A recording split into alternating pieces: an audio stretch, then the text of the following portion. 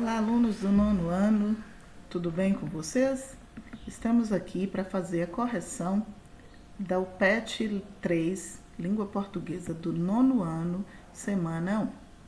Então vamos lá. O primeiro texto da semana 1 falava de uma música de Isa chamada Dona de Mim. Nós já lemos o texto, né? A música falava de uma pessoa que tinha cansado de sofrer e que tinha resolvido mudar de vida. Então vamos à primeira pergunta. Qual o assunto tratado na canção? O eu lírico, que é uma mulher, depois de sofrer pela vida afora, se empodera, decidindo assim parar de sofrer. Ela muda sua postura, né? E tá aí uma das respostas possíveis para essa pergunta. Pergunta de número 2. Por que o eu lírico resolve mudar de postura em relação às pessoas? Lembram, né, que o eu lírico é aquela pessoa que fala no poema ou na música. Por que ela mudou de postura? Porque ela cansou de sofrer e ser menosprezada pela sociedade. Então, percebe que somente ela pode decidir sua vida e vai à luta. Terceira questão. Em quais versos houve o uso da linguagem informal? Lembram aí que a linguagem informal é aquela linguagem usada no dia a dia, né? Que pode conter gírias, pode conter, né, algumas palavras escritas como se pronuncia. Então, nós temos lá no texto os seguintes versos. Porque a vida é louca, mano, é uma gíria, né? A vida louca aí é uma gíria bastante usada, então isso aí faz parte da linguagem informal.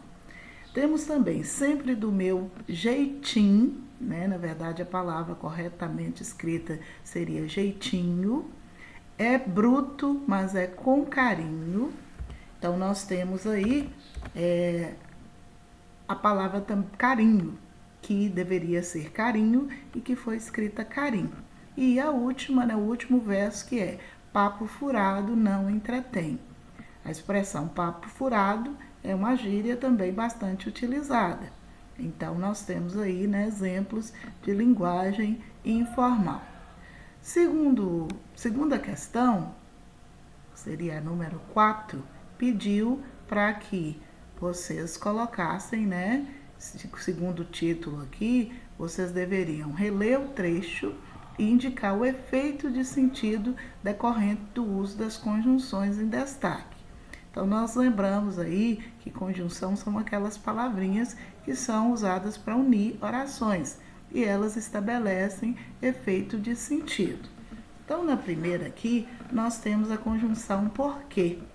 A palavra porque, ela dá a ideia de explicação. Então, todas as vezes que ela aparecer numa frase, a ideia que ela vai passar vai ser de explicação. Ela vai introduzir uma explicação. A segunda conjunção que apareceu foi o se, que é uma conjunção subordinativa.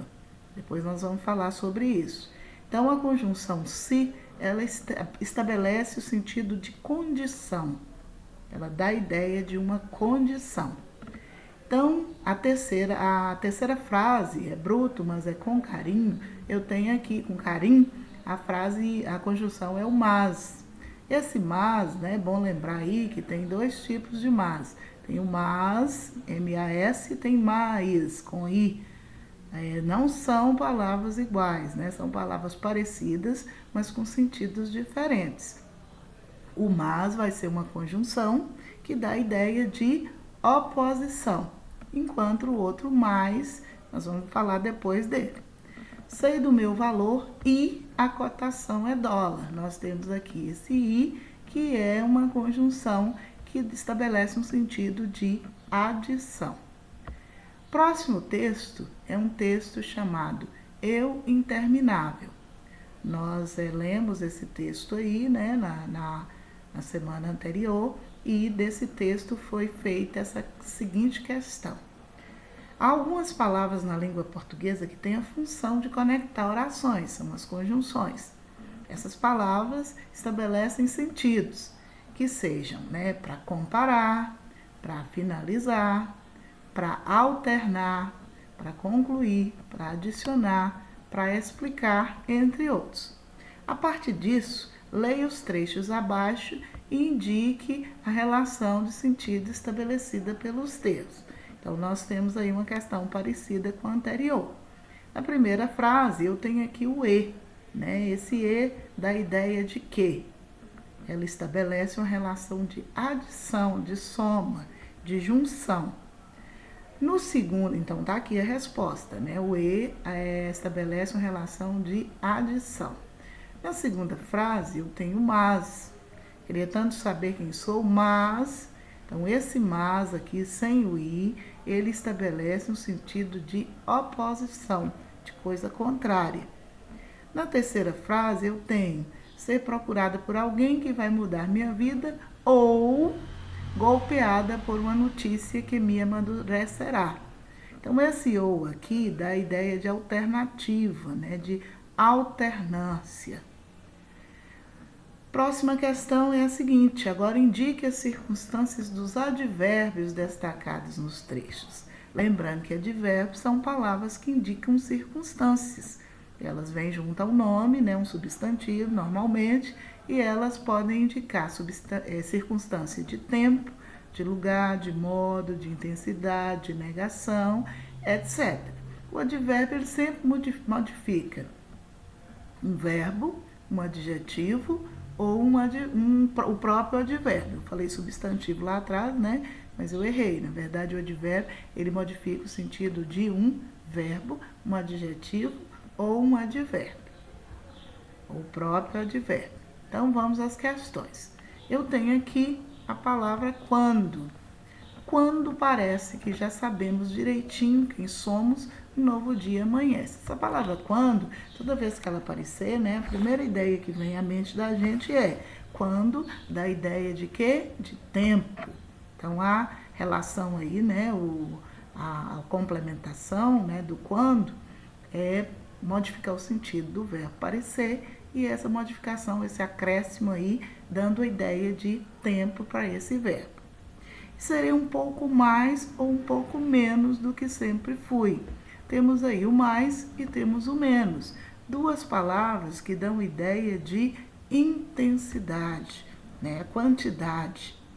Então, eu vou assimilando novos elementos à minha identidade, essa identidade que nunca se conclui.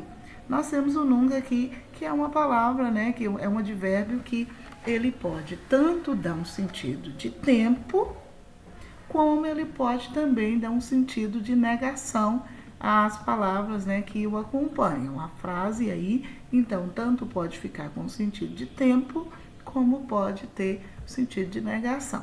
Então, aí no PET, vocês, quem colocou tempo, né, consideramos a resposta, e negação também, a resposta vai ser considerada, porque o nunca pode dar, sim, esses dois sentidos. Próxima questão era aquela lá, né, da tirinha, que é do Calvin, com a professora dele, e com o tigre de estimação, que é o Haroldo. Pediu, leia os trechos abaixo, sublinhe os pronomes presentes e classifique-os. Lembrando que os pronomes são palavrinhas, né, que substituem nomes. E nós temos vários tipos de pronomes. Então, eu tenho aqui, na primeira frase, o pronome seu. Seu dá ideia de quê? Se a gente voltar lá no quadro, a gente vai ver que o seu dá a ideia de possessão, ou seja, de posse. De quem é o tigre? Seu. Então, esse seu é um pronome possessivo. Na segunda frase, eu tenho no armário, ele vai ficar sem a. A palavra ele aqui, ela é uma palavra que dá a ideia de sujeito.